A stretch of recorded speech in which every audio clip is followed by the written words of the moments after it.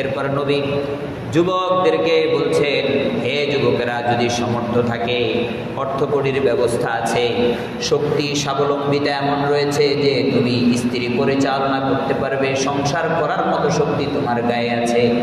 দুই ধরনের শক্তি যদি তোমার কাছে থাকে, এক ধরনের শক্তি হলো শারীরিক শক্তি, দ্বিতীয় নাম্বার শক্তি হলো তোমার আর্থিক শক্তি, অর্থাৎ তুমি শ্রম দিলে তোমার টাকা আসবে, তুমি যেই পেশার সাথে জড়িত আছো সেখানে মেহনত করলে তোমার স্ত্রী পরিজন হয়ে কোনো রকম খেয়ে পড়ে বাঁচতে পারবে। এমন যদি পরিস্থিতি হয়, যুবক তুমি বিয়ের মধ্যে দেরি করো না।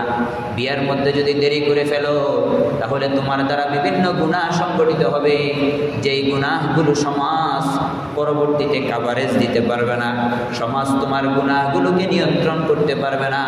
তোমার নফসের পায়তারায় পড়ে, নফসের খায়েশাতের পায়তারায় পড়ে তুমি এমন এমন গুনাহ করে ফেলবে যেই গুনাহগুলোর কারণে সমাজ নষ্ট হবে, সমাজের কারণে একটা থানা ওয়ারি নষ্ট হয়ে যাবে, এইভাবে ধ্বংস হতে হতে একটা রাষ্ট্র নষ্ট হয়ে যাবে। তাহলে একদিকে জেনা যেটা সঙ্গোপনে করা হয়, আরেকদিকে বিবাহ যেটা প্রকাশ্যে এলান করে করা হয়, অমুকের ছেলের অমুকের মেয়ের সাথে বিয়ে, আপনারা সবাই আইসেন, আপনাদেরকে দাওয়াত দিছি। এই যে বিয়ের খুশুসিয়াত বুঝেন। বিবাহ যখন একটা সমাজের মধ্যে সহজ হয়ে যাবে, যুবক কিছু কিছু কামাই করতে পারে, যুবকের স্বাবলম্বিতা আছে, শারীরিক শক্তি আছে, অভিভাবক চাপ দিচ্ছে বিয়ের জন্য, নবী আলাইহিস সালাতু ওয়াস সালাম যুবককে উদ্দেশ্য করে বিয়ে করো না কেন, বিয়ে করে ফেলো, বিয়ের থেকে বেঁচে থেকো না, এতে করে ফিতনা সৃষ্টি হবে, ভালো কিছু হবে না।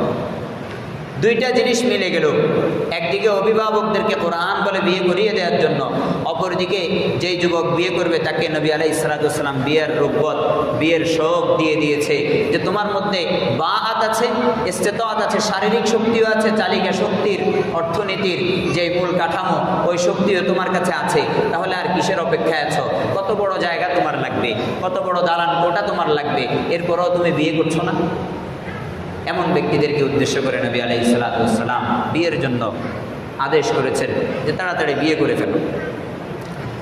বিয়ের মাধ্যমে জেনা ব্যভিচার কমে যাবে, বিয়ের মাধ্যমে ইভটিজিং কমে যাবে। একজন বিবাহিত পুরুষ তার নজর যদি খারাপ জায়গায় চলেও যায়, তার জেহেনের মধ্যে সাথে সাথে চলে আসার কথা যে আমার ঘরে আমার বিবি আছে, আমার বাচ্চা আছে, আমার মেয়েরা আছে, সাথে সাথে ফিরিয়ে নেওয়ার একটা জায়গা আছে। যেই নজর বাহিরে খারাপ হয়েছে ওই নজরটাকে ঘরে আসার পর বিবির দিকে দিলে সওয়াব না গুনাহ? সওয়াব। তো বাহিরের গুনাহ থেকে বাঁচার জন্য বিবাহ একটি হাতিয়ার এবং মাধ্যম। আল্লাহু আকবার। তো এই যে বিয়ের কথা নবী আলাইহিস সালাতু ওয়াস সালাম বলছেন, আগে বলছি পাত্রপাত্রী পছন্দ করার বিষয়, পাত্রপাত্রী পছন্দ হয়ে গেছে, তো এখন বিয়ের দিকে আগানো লাগবে। তো বিয়ের দিকে আগালে বিয়েতে আসলে উপকারটা কি? কোরআনুল কারীমের মধ্যে বিয়ের উপকারিতা সম্পর্কে বলে যাদের বিয়ে হয়নি তাদেরকে বিয়ে করিয়ে দাও। যখন তাদেরকে বিয়ে করিয়ে দিবে, তুমি আশঙ্কা করছো তারা গরিব, চালাতে পারবে না, তার নিজেকে চালাইতে কষ্ট হয়, আল্লাহ রাব্বুল আলামিন বলে তাওয়াক্কুল করো, ভরসা করো আল্লাহর উপর, নিজের বাহুদয় খরচ করো, শক্তিকে খরচ করো। ইয়াকুনু ফুকরা আয়ুগনিহিমুল্লাহু মিন ফাদলি, বলে যে যুবককে তুমি বিয়ে করিয়ে দিয়েছ আর আশঙ্কা করছ যে সে কিভাবে চালাবে, তোমার টেনশনের কোনো কারণ নেই। যুবকের মধ্যে যদি তাকওয়া পরিপূর্ণ থাকে, ইয়াকুনু ফুকরা, যদি সে গরিব হয় তাহলে ইউগনিহিমুল্লাহু মিন ফাদলিহি, আল্লাহ নিজ অনুগ্রহে তাকে মাল সম্পদের ব্যবস্থা করে দিবেন, আল্লাহ নিজ অনুগ্রহে তার সংসারের বাজারের ব্যবস্থা করে দিবেন। আল্লাহ তাকে যখন সংসারের মধ্যে সন্তান দান করবেন, সন্তানের রিজিকও আল্লাহ ব্যবস্থা করে দিবেন। দুটি সন্তান দান করলে দুটি সন্তানের রিজিক আল্লাহ তাআলা ব্যবস্থা করে দিবেন। স্ত্রী যে নতুন করে ঘরের মধ্যে আসবে, স্ত্রীর রিজিকও আল্লাহ তাআলা স্ত্রীর সাথে পাঠিয়ে দিবেন। কারণ হলো ইন্নাল্লাহা হুয়ার রাজ্জাকু যুল কুওয়াতিল মাতিন, আল্লাহ রাব্বুল আলামিন সবার জন্য রিজিকের ব্যবস্থা করেন। যেই মাছ সমুদ্রের তলদেশে থাকে ওই মাছ কোনো কাজ কর্ম ছাড়া আল্লাহর পক্ষ থেকে রিজিক পায়, আর তুমি মানুষ আশরাফুল মাখলুকাত, এই কারণে আল্লাহ রব্বুল আলামিন তোমাকে কাজকর্মের পদ্ধতি শিখিয়ে দিয়েছেন। যখনই তুমি তোমার শক্তি ব্যয় করবে আল্লাহ রিজিকের ব্যবস্থা করে দিবেন। আগে একটা সময় এমন হতো, একা একা যখন ছিলে তোমার রিজিক যদি তুমি 10 টাকা পেতে, এখন তোমার ঘরে আরো একটি কন্যা, আরো একটি ছেলে অথবা আরো একটি মেয়ে সন্তান আসার কারণে তোমরা স্বামী স্ত্রীর পাশাপাশি আল্লাহ তার উসিলা করে তোমাকে 20 টাকার ব্যবস্থা করে দিবে। তবে থাকা লাগবে কি? তাকওয়া থাকা লাগবে, তাওয়াক্কুল থাকা লাগবে, সবর থাকা লাগবে, শুকর থাকা লাগবে। তাকওয়া, তাওয়াক্কুল, সবর, শুকর। তাকওয়া, তাওয়াক্কুল, সবর, শুকর। তাকওয়া থাকতে হবে খোদা বিরুদ্ধে, খবরদার কোথায় হাত দিচ্ছি খুব হিসাব নিকেশ করে হাত দিতে হবে, না জানি আমি কোনো হারামের মধ্যে তো জড়িয়ে যাচ্ছি না।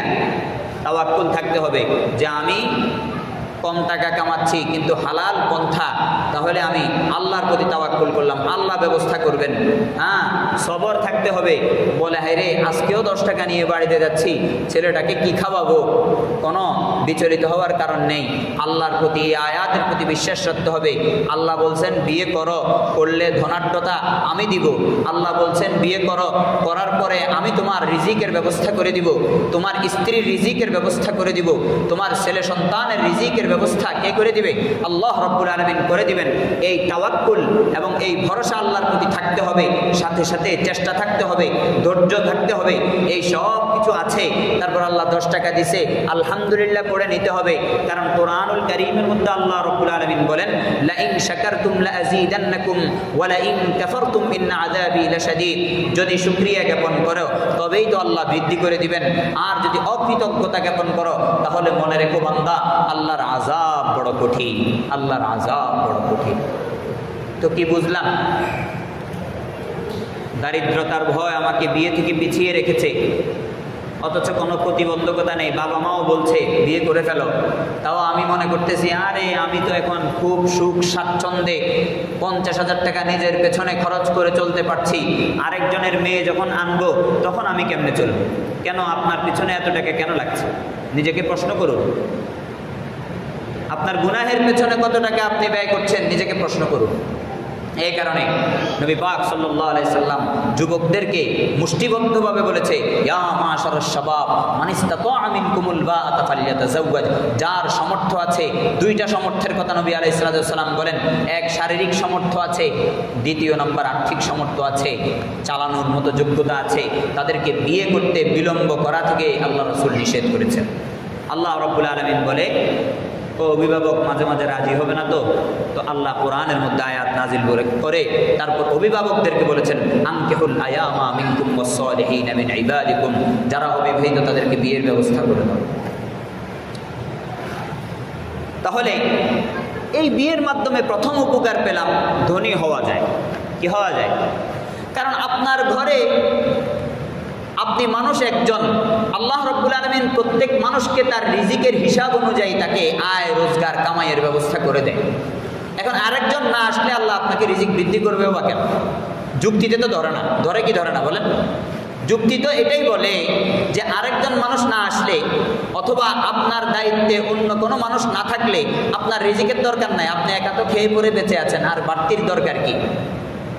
আরেকজন যখন আসবে তখন ব্যবস্থা করবেন কি? যিনি আপনাকে আরেকজনের ব্যবস্থা করে দিয়েছেন তিনি আরেকজনের রিজিকেরও ব্যবস্থা করে দিবেন। আল্লাহ কোরআনুল কারীমের মধ্যে ওয়াদা করেছেন, আল্লাহর ওয়াদা কখনো মিথ্যা হতে পারে না। যেই অনুগ্রহ থেকে আপনি এতদিন পর্যন্ত বঞ্চিত ছিলেন, হতে পারে আরেকজনের ওসিলায়, আপনার আরেক মেহমানের ওসিলায় ওই অনুগ্রহ আল্লাহর পক্ষ থেকে আবার জারি হয়ে যাবে, আপনি পেতে থাকবেন আর সুখ স্বাচ্ছন্দ্যে বসবাস করতে থাকবেন। তাহলে 1 নম্বর ফায়দা হলো ধনী হওয়ার জন্য বিয়ে করা। ধনী হওয়ার জন্য বিয়ে করা। দ্বিতীয় নম্বর, নবী আলাইহিস সালাতু ওয়াস সালাম আসল মূল 2টা ফায়দার কথা বলেছেন।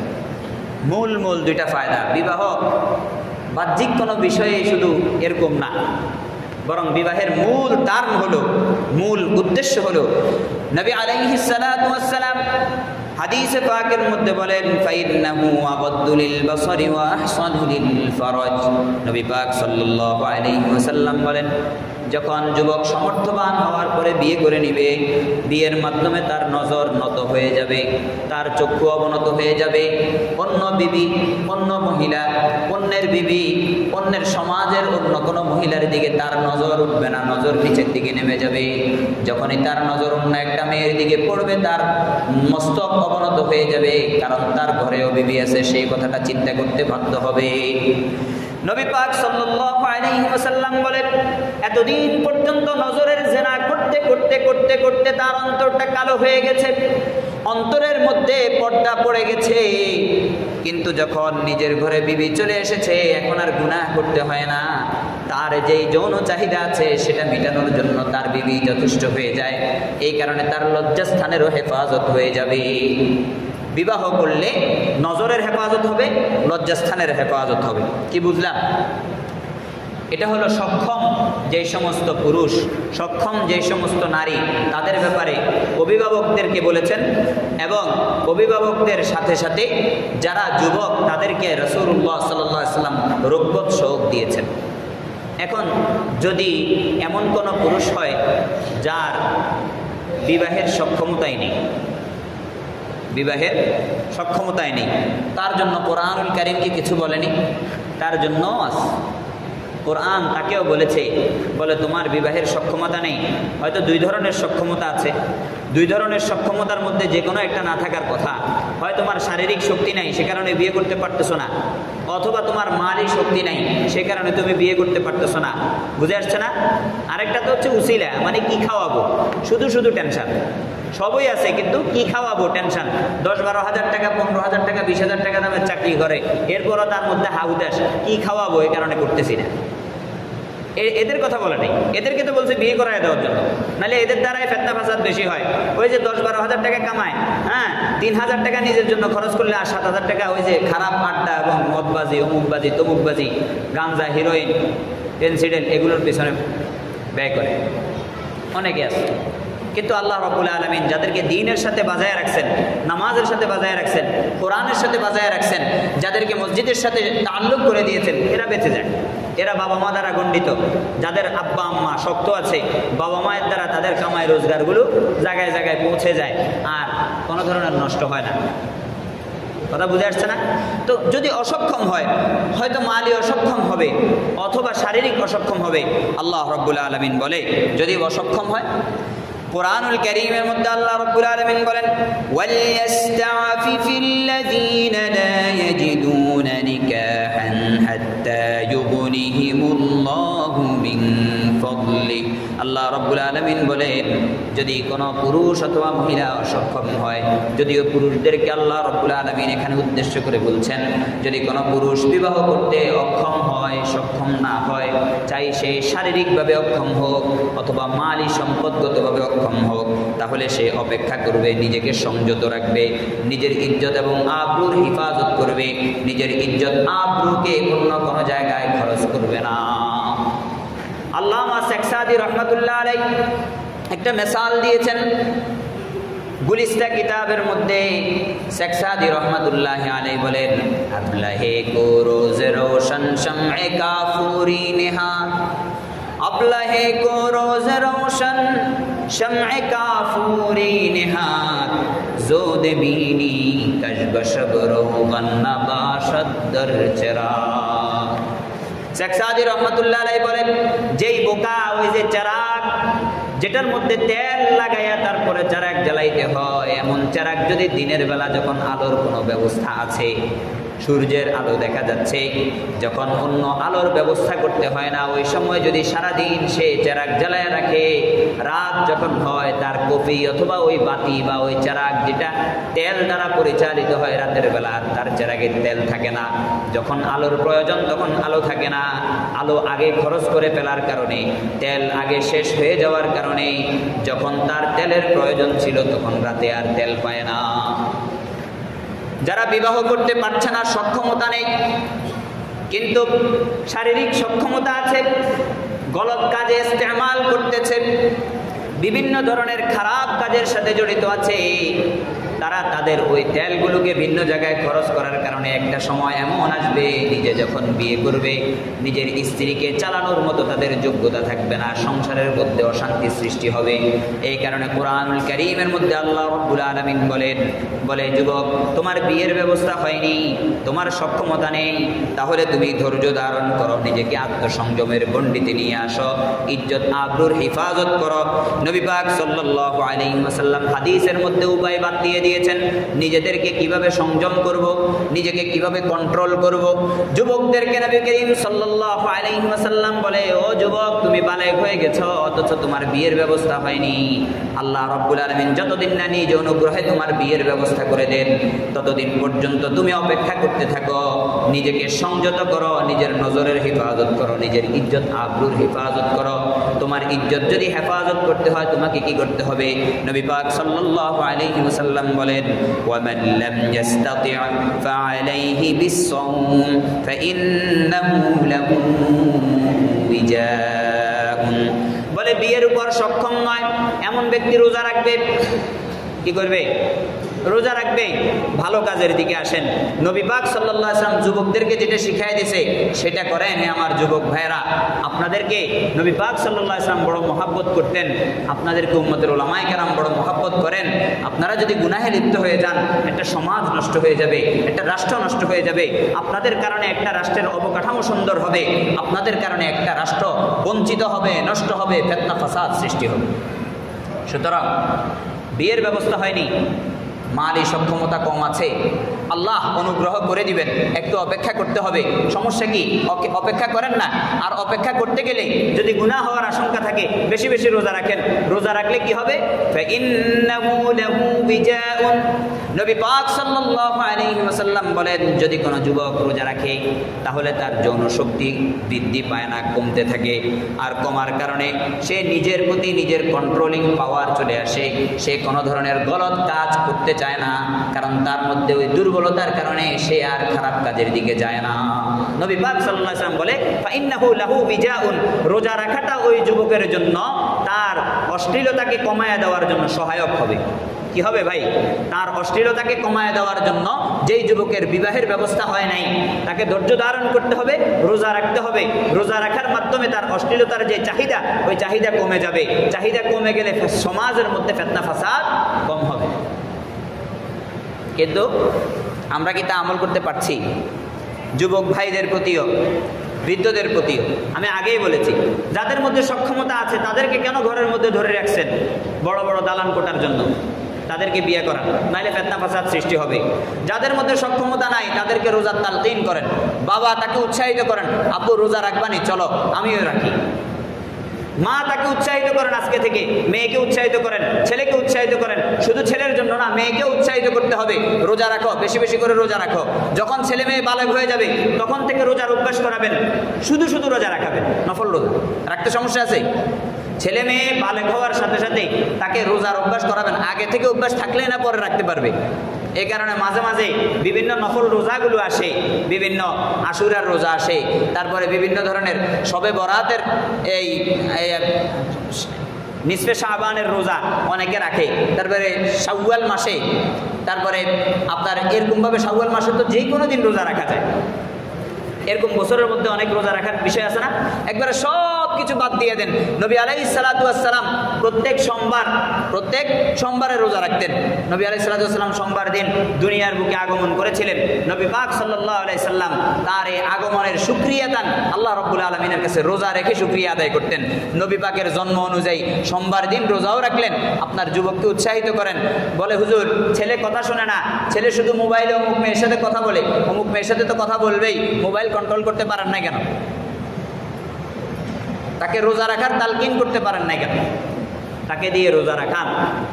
তারপরে যেই যুবক ভাই আপনারা বুঝতেছেন যে নিজেকে কন্ট্রোল করতে পারতেছি না, একবার রাসূলুল্লাহর কথা শুনে দেখেন না, কয়েকদিন প্রেসক্রিপশন মানেন না, ডাক্তারের কথা শুনেন না, তারপরে যদি আপনাদের কন্ট্রোলে না আসে তাহলে বলিয়েন, আগে ইয়াকিন করেন, আগে বিশ্বাস করেন, আগে জায়গা মতো আসেন, অশ্লীলতা কমে যাবে, আর ইফটিজিং করতে মন যাবে না, রোজার প্রতি ভালোবাসা হবে, নামাজের প্রতি ভালোবাসা হবে, দ্বীনে ইসলামের প্রতি ভালোবাসা হবে। এগুলোর ভালোবাসা যখন অন্তরে ঢুকে যাবে, হুব্বুল্লাহ যখন আল্লাহর ভালোবাসা যখন অন্তরের মধ্যে ঢুকে যাবে, তখন গায়রুল্লাহর ভালোবাসা অন্তর থেকে বের হয়ে যাবে। আল্লাহ আল্লাহ মজা লাগবে, তখন গায়রুল্লাহর মজা লাগবে না। আর বিভিন্ন নারী যারা বেপর্দায় বিভিন্ন জায়গায় চলাফেরা করে, এদের দিকে তাকাইলে আর মজা লাগবে না, তাকাইলে বরং ডর লাগবে। হে হুজুর সাল্লাল্লাহু আলাইহি সাল্লাম হযরত আলী কাররামাল্লাহু ওয়াজহাকে উদ্দেশ্য করে বলে, আলী, প্রথম নজর মাফ করে দিবি আল্লাহ, সাথে সাথে নজর ফিরিয়ে নিতে হবে, কিন্তু দ্বিতীয়বার অথবা প্রথম নজরের মধ্যে যদি বেশি দেরি হয়ে যায় তাহলে আর আল্লাহ মাফ করবে না। প্রথমবার নজর পড়ে গেছে, ইচ্ছাকৃত পড়ে নাই, অনিচ্ছাকৃত পড়ছে, আল্লাহ বলে আমি আমার বান্দা থেকে এটা মাফ করে দিব, ফিরে নাও তাড়াতাড়ি, হে যুবক ফিরে নাও। কিন্তু দ্বিতীয়বার তৃতীয়বার বারবার ইচ্ছা করে নফসের খাহেশাতের পায়তারায় পড়ে বারবার দেখছো, বারবার ওই কাজে যাচ্ছ, বারবার ওই দিকে ধাবিত হচ্ছ, এরপরেও কি আল্লাহর মাপের আশা করো তুমি? এই কারণে আল্লামা শেখ সাদি রহমতুল্লাহ আলাইহি বলেন, দর জওয়ানি তওবা করদন শেওয়ে পেগম্বরি, দর জওয়ানি তওবা করদন শেওয়ে পেগম্বরি, वक्त पीरी गुरु जालिम मिशवद परहेजगार। যৌবন কালের তওবা হলো আল্লাহর কাছে খাঁটি তওবা। নভেম্বর পয়গম্বর আলাইহিমুস সালামদের বৈশিষ্ট্য ছিল যৌবনে তওবা করা।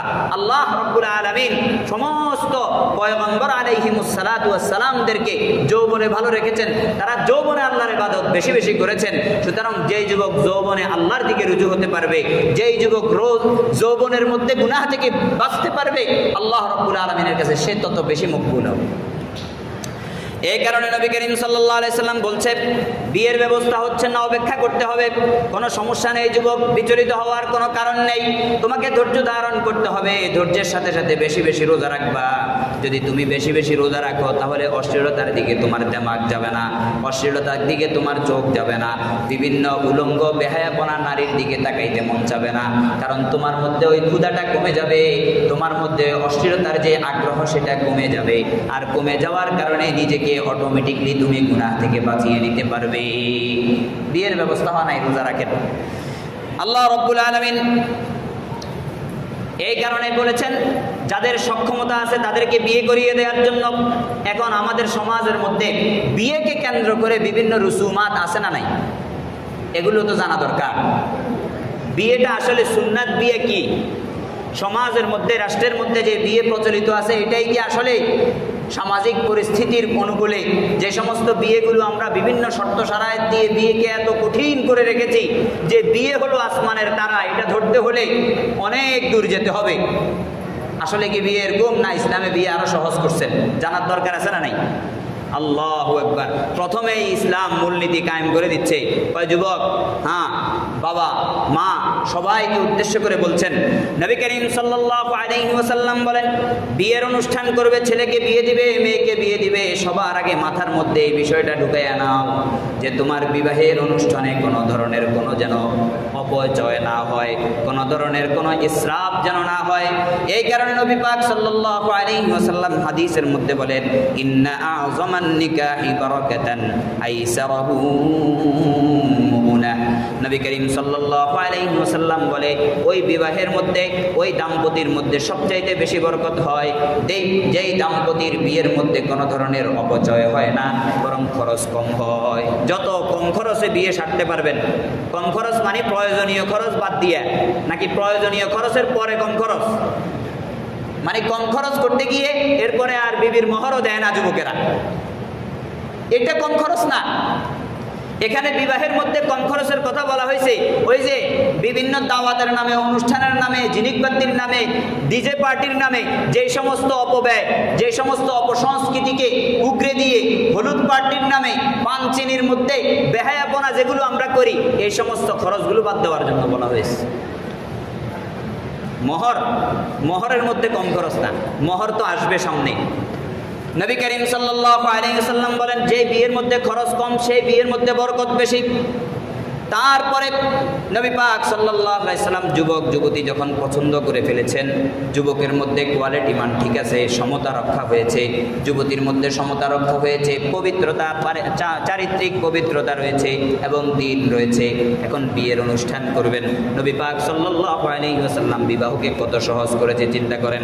বলে বিবাহ হলো দুইটি বাক্যের নাম, ওই দুইটি বাক্য দুইজন শাহেদ অর্থাৎ দুইজন সাক্ষীর উপস্থিতিতে বললেই বিয়ে হয়ে যায়, আর কিছু করতে হয় না। দুইটা বাক্য দুইজন বলবে, দুইজন সাক্ষী থাকবে। কথা বুঝেন? স্বামী স্ত্রী যারা হবেন, কন্যা এবং পাত্র উভয়ে মিলে দুইটা বাক্য উচ্চারণ করবে, আর দুইজন নিরপেক্ষ সাক্ষী থাকবে, যেই সাক্ষীগুলো এই কথাগুলো শুনবে, বিয়ে হয়ে যাবে। কত সহজ করেছে। আর এরপরেও যুবক লুকিয়ে গিয়ে জেনা করে।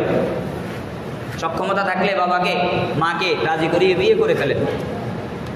বাবা মাও দেখেন যে ছেলেটা গুনাহ করছে, তাকে গুনাহ থেকে কিভাবে ফেরানো যায়। সমাজের পরিস্থিতিটা এমন দাঁড়িয়ে গেছে, আমার ছেলে প্রেম করে, আমার কোনো মাথা ব্যথা নাই, কিন্তু যদি ছেলে কিছুটা সক্ষমতা অর্জন করছে এরপরে বিয়ের কথা বলে, নির্লজ্জ বলি আমরা। কেন ভাই? এই মেন্টালিটি পরিবর্তন করেন। নবী পাক সাল্লাল্লাহু আলাইহি ওয়াসাল্লামকে সাহাবায়ে কেরাম এসে বিয়ের কথা বলতেন। হযরত জাবির ইবনে আব্দুল্লাহ বলেন, আমি নবী পাক সাল্লাল্লাহু আলাইহি ওয়াসাল্লামকে এসে বলেছি, ইয়া রাসূলুল্লাহ আমি বিয়ে করতে চাই। নবী আলাইহিস সালাতু ওয়াস সালাম আমাকে জিজ্ঞাসা করেছে, তুমি কি বাকেরা বিয়ে করছো না সাইয়্যিবা বিয়ে করছো? অর্থাৎ তুমি কি বিবাহিতা নারীকে বিয়ে করছো যার আগে বিয়ে হয়েছে, ডিভোর্স হয়েছে অথবা স্বামী মরে গেছে, এরকম, নাকি এমন মেয়েকে বিয়ে করছো যে মেয়ের আগে কখনো আদৌ বিয়ে হয়নি?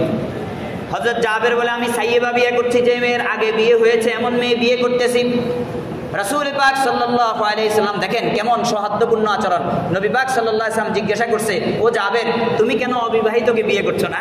অবিবাহিতকে বিয়ে করলে তাদের লজ্জা বেশি থাকে, তাদের সাথে সংসারটা টেকসই বেশি হয়, এটা সুন্নত। কিন্তু আবার ওই যারা অবিবাহিত আছে তাদেরকে বিয়ে করা না জায়েজ মনে করেন না। কথা বুঝে আসছে? তো নবী পাক সাল্লাল্লাহু আলাইহি ওয়াসাল্লামের সাথে এটা বোঝানোর উদ্দেশ্য হলো, নবীর সাথে সাহাবায়ে কেরামদের এগুলো নিয়ে কি হতো? আলোচনা হতো। কেন? কল্যাণের জন্য। বাবাকে যদি আমার পছন্দের কথা বলতে পারি, বাবা যদি তার পছন্দের কথা ছেলেকে বলতে পারে, বেশি কল্যাণ হবে, নাকি বাবার থেকে লুকাইয়া বাবার পছন্দ কাজে মুখ বুঝা নিয়ে তারপরে একবারে পরিবারের মধ্যে একটা বিশৃঙ্খলা, বউকে আমার ভালো লাগে না, বউ আমার ভালো লাগে না, বউ আমাকে পছন্দ করে না, আমিও বউকে পছন্দ করলাম না। কেন? বিয়ের আগে বাবার সাথে যদি ফ্রি মাইন্ডে রাসূলুল্লাহ সাল্লাল্লাহু আলাইহি সাল্লামের সাথে যেরকম সাহাবায়ে কেরাম শেয়ার করছে, এরকম ভাবে যদি কথাবার্তা বলতে পারতাম খোলা মনে, যদি বেশি শরম লাগে দুলাভাইয়ের মাধ্যমে বলাবো, বিভিন্ন লোক আছে না, লোক মারফতে বলাবো, বলানোর দ্বারা কি হয়? একটা সংসার টিকে যায়, পরবর্তীতে ডিভোর্সের ধার প্রান্তে যেতে হয় না। এই কারণে নবী করিম সাল্লাল্লাহু আলাইহি সাল্লাম খুব সহজ করেছেন।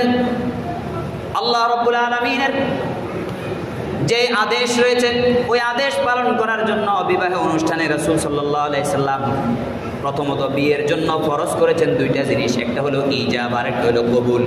ইজাব মানে প্রস্তাব, কবুল মানে গ্রহণ করা। একজনের প্রস্তাব দিবে, আরেকজন গ্রহণ করবে। নবী পাক সাল্লাল্লাহু আলাইহি সাল্লাম বলেন, ফাত্তাকুল্লাহা ফিন নিসা, মহিলাদের হকের ব্যাপারে আল্লাহকে ভয় করো। ফা ইন্নাকুম আখাযতুমুহুন্না বিআমানিল্লাহ, তোমরা আল্লাহর পক্ষ থেকে ওয়াদাবদ্ধ হয়েছো তাদেরকে নিরাপত্তা দেওয়ার জন্য। তারপর রাসূলুল্লাহ সাল্লাল্লাহু আলাইহি সাল্লাম বলেন, ওয়াস্তাহলালতুম ফুরুজাকুন্না বিকালিমাতিল্লাহ, আল্লাহর কালিমা দ্বারা তোমরা তাদের ফুরুজ অর্থাৎ তোমরা তাদের লজ্জাস্থানকে তোমাদের জন্য হালাল করেছো। অর্থাৎ আল্লাহর কালিমা কি জিনিস? একজনে ইজাব করেছো, প্রস্তাব দিয়েছো, আরেকজন কবুল করেছো, গ্রহণ করেছো। এই দুটি বাক্য যখন দুই দিক থেকে হয়ে গেছে, তখন দুইজন সাক্ষীর প্রয়োজন ছিল, আর দুইজন সাক্ষী সেখানে উপস্থিত থেকে শুনেছে, সাথে সাথে বিয়ে হয়ে গেছে। কত সহজ! সহজ না কঠিন? সহজ না কঠিন বলেন না? কোনো আয়োজন করা লাগছে? হ্যাঁ, একটা মজলিসের মধ্যে করছেন, হয়ে গেছে। দুইজন সাক্ষীর উপস্থিতিতে করছেন, হয়ে গেছে।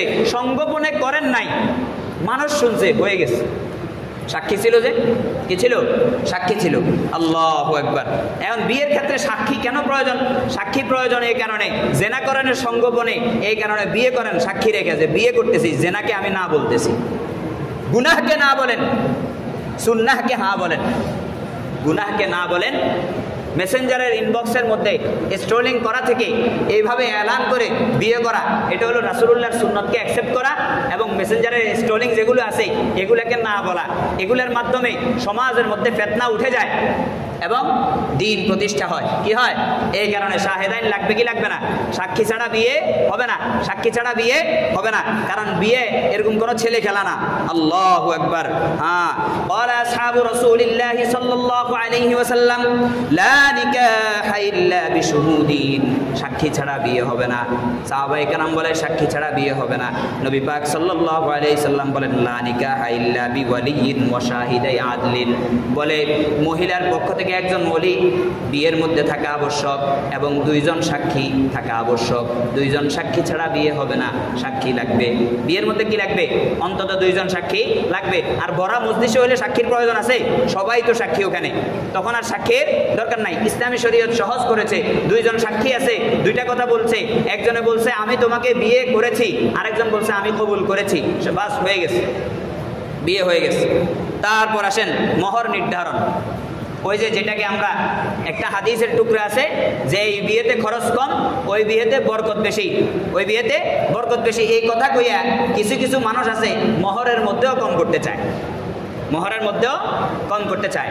এখন মোহরের মধ্যে কম করা বা বেশি করা এটা কি শরীয়তের উদ্দেশ্য? শরীয়তের উদ্দেশ্য এটা না। শরীয়তের উদ্দেশ্য হচ্ছে আল্লাহ প্রদত্ত একটা হাদিয়ার অংশীদার একজন মহিলাকে বানানো, এবং এই হাদিয়াটা স্বামীর পক্ষ থেকে স্ত্রীর জন্য সম্মান। কথা বুঝাইতে পারছি? এটা কোনো তাকে কিনা হচ্ছে না। কেন? মোহরের মাধ্যমে কি একজন স্ত্রী কিনা যায়? একজন মহিলাকে কিনা যায়? এটা কখনো সম্ভব না। কিন্তু এটা হচ্ছে তার স্বামীর পক্ষ থেকে তার জন্য সম্মান। আমরা বন্ধুর সাথে দেখা হলে হাদিয়া তোহফা দেই না? দেই না? দেই। তাহলে এমন একজন মহিলা যে তার ঘর বাড়ি সব কিছু সহায় সম্বল আপনার জন্য উৎসর্গ করে দিবে, আপনাকে এত মহব্বত করবে, সেই মহব্বত যে করবে তার জন্য আপনি হাদিয়া নির্ধারণ করবেন না? আল্লাহ রাব্বুল আলামিন এই কারণে নির্ধারণ করে দিয়েছে মোহর। আর মোহরের মধ্যে কেমন? আল্লাহু আকবার। কোরআনুল কারীমের মধ্যে বলা হয়েছে উহিল্লা লাকুম মা ওয়ারা যালিকুম আন তাবতাগু বিআমওয়ালিকুম।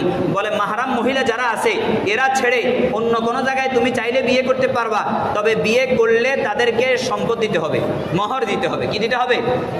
তাহলে মোহর হলো ওয়াজিব।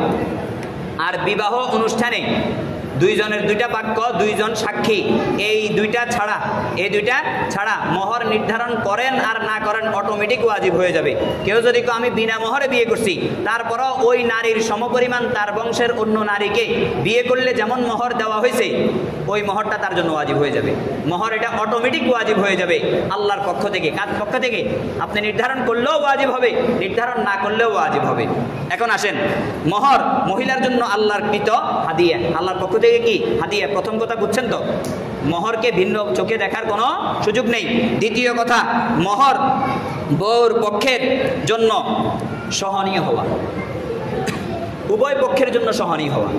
যেমন পুরুষের মোহরটা আপনি নেবেন, তার গলায় যদি 10 লাখ টাকা ঝুলিয়ে দেন, এই লোকটা তো ওই যে উসুলের 2 লাখ টাকা লেখা ছিল, এই 2 লাখ টাকা দেওয়ার পরে সে ভাবছে যে আমি তো জিম্মাদারি থেকে ফারাক হয়ে গেছি, আমার বউকে ছাড়লে মোহরগুলো দিতে হবে, আর নাহলে আর জিন্দেগি দিতে হবে না। আস্তাগফিরুল্লাহ। সবাই আস্তাগফিরুল্লাহ পড়েন, আস্তাগফিরুল্লাহ পড়েন। এই চিন্তাধারা, এই মন মানসিকতা আমরা আমাদের সমাজের মধ্যে প্রতিষ্ঠা করছি। 5 লাখ টাকা 10 লাখ টাকা বাইদা দিছি, যাতে করে তার মোহর আদায়ের কোনো লক্ষ্যবস্তুই না থাকে, তার যেন কোনো উদ্দেশ্যই না থাকে, তার নিয়তই না থাকে, বরং ওই আমার মেয়েকে ছেড়ে দিলে এগুলো আমি নিব। কেন? মোহর তো হচ্ছে নগদ দেওয়ার বিষয়, নগদে না পারলে বাকিতে দিবে, কিন্তু আদায় করে যেতে হবে, আমরণ পর্যন্ত চেষ্টা করে যেতে হবে আমার মোহর আমি আদায় করে যাব। এটা তো স্ত্রীর হক। একজন মানুষ থেকে 10 লাখ টাকা ঋণ নেন না?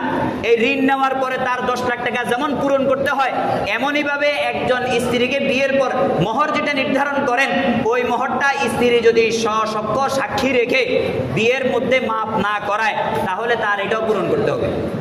একবারে ঋণের মতো কাড়া গন্ডায় হিসাব করে দিয়ে দিতে হবে, যেভাবে ওয়াদা করছেন। কথা বুঝে আসছে? সুতরাং মোহর নিয়ে খেলাধুলার কোনো কারণ আছে? এই কারণে মেয়ে পক্ষ খেয়াল করবেন যে ছেলে যাতে আদায় করতে পারে এরকম একটা মোহর ধরি। ছেলে যাতে, ছেলের ক্যাপাসিটি দেখেন, ছেলে 2 লাখ টাকা বেতন পায় মাসে, তো তাকে 10 লাখ টাকা ধরাই দেন, কোনো সমস্যা নেই। কথা বুঝে আসতেছে? মোহর ছেলের কোয়ালিটি অনুযায়ী কম ও বেশি হতে পারে।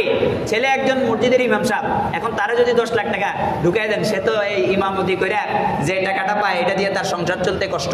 অথবা ছেলে একজন দিনমজুর শ্রমিক শ্রেণীর মানুষ, তার অবস্থাটা কেমন হবে চিন্তা করেন। এই কারণে মহরটা ধরতে হবে ছেলের আয় ইনকাম, রুজি রোজগার এগুলোকে হিসেব করে। ছেলে অনেক বড় ইঞ্জিনিয়ার, তাকে বাড়াইয়া ধরেন না, সমস্যা কি, সে শোধ করে ফেলবে, কারণ প্রত্যেক মাসে সে একটা ডিপোজিট করে দিলে ঢুকে যাবে, কিছু কিছু করে মহর সে শোধ করে ফেলতে পারবে। কিন্তু শোধ করার সহনীয় পর্যায়ের মহর ধরা। তারপরে মহর স্বামীর পক্ষ থেকে স্ত্রীর প্রতি সম্মান, এই সম্মানটা সবাইকে দিতে হবে। আপনি যাকে ঘরে আনতেছেন তাকে সম্মান দিবেন না, যে আপনার জন্য পুরো জীবন উৎসর্গ করবে তাকে সম্মান দিবেন না, এটা কেমনে হয়? তাকে সম্মান করেন। এই প্রথমে এই মেন্টালিটি নিজের মধ্যে ঢুকান যে আমি তাকে আগের থেকে সম্মান করার জন্য আনতেছি, তাইলে দেখবেন স্ত্রী পরিবার পরিজন নিয়ে শান্তিতে থাকতে পারবেন। তারপরে মহর নিয়ে বাড়াবাড়ি করা উচিত না, বাড়াবাড়ি করা উচিত না। তারপরে হচ্ছে অলিমা করা। তারপরে কি করা? অলিমা করা। সময় শেষ, 1-2 মিনিটে কথাগুলো গোছায় নি। অলিমা কেমন? হযরত জয়নাব বিনতে জাহাশ রাদিয়াল্লাহু তাআলা আনহা হুজুর সাল্লাল্লাহু আলাইহি ওয়াসাল্লাম বিয়ে করেছেন। বিয়ে করার পর সাহাবী বলেন যে হুজুর আকরাম সাল্লাল্লাহু আলাইহি ওয়াসাল্লাম এরকম দ্বিপ্রহর বা যখন একটু দিন হয়েছে তখন আমাদেরকে ডাকছেন, ডাইকা কিছু খাওয়াইছেন। অলিমা কি বলছি? অলিমা। সাধ্য অনুযায়ী অলিমা করা, ঋণ করে অলিমা করার কোনো মানে হয় না। অলিমা কি ছেলে পক্ষ করবে না মেয়ে পক্ষ করবে? যে ছেলে বিয়ে করছে সে খুশিতে সবাইকে এলান করে অলিমা খাওয়াবে, কিন্তু সমাজের মধ্যে মেয়ের বাবার গলা টিপে ধরে কি ধরে না? এই সংস্কৃতি বাদ দিতে হবে, এই সংস্কৃতি বাদ দিতে হবে। সে তো এমনিতে আজীবন পালছে, 16-17 বছর ধরে একটা মেয়েকে পালার পরে ওইটাকে উৎসর্গ করতেছে, এরপরে তার গলা টিপে ধরছেন 50 জন, কেন খাওয়াইলি না?